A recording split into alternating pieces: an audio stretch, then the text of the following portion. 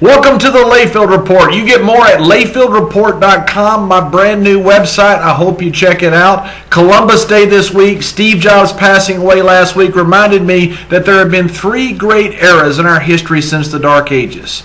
But first, a historical hero, Christopher Columbus? You gotta be kidding me. How did he discover something when people are already here? And he sticks his flag on the beach and all of a sudden he says, I own another race? You have a slave trader, a person who plundered an entire continent, and you make a hero out of him. It's like taking the Somalian pirates as they're on their way to a ship, and they rape the women. They kill most of the men. The ones that are left, they enslave. But on the way back, they discover something, and so you make them into heroes, and you make statues of them. I understand if Christopher Columbus did not mistakenly find the Americas, that the village people would have a Buddhist instead of a Native American. That being said, not a big fan of Columbus Day. I think we should rename it Discovery Day. However, his importance in history is not to be argued. He was part of one of the great eras, the era of the Gutenberg printing press, of discovery of the New World, of the Enlightenment. The second great era, I think, was the greatest era. Think about the 1900s, right around the turn of the century. You had the harnessing of electricity. You had the light bulb for the first time, air conditioning, the car, the plane, the train, radio, telegraph. What a great time in history, and people became super wealthy. Much like people have become now with the latest era.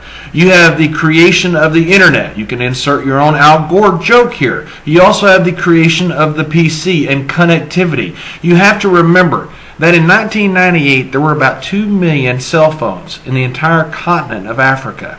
10 years later there's 400 million. This is being replicated all over the world, and people are becoming super wealthy in this era like the other two previous eras.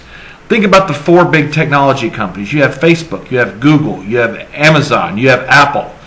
All four have been created during this generation, almost $1 trillion a market cap. And I would argue that Steve Jobs was the greatest innovator. You can argue whether he's an inventor or an innovator, doesn't matter. He is the one that is the greatest innovator of our era, and I would argue the greatest CEO of the last 50 to 100 years. So what does the future hold for this great era? Three things. Sustainability. How does the world keep up with this population with a limited supply of resources? Electricity demand. It's doubled since 1980. It's going to double again by 2030. Trillions of dollars are going to be spent on this. And the final is connectivity. The world is becoming one place and one market. Super wealthy are going to be created one more time.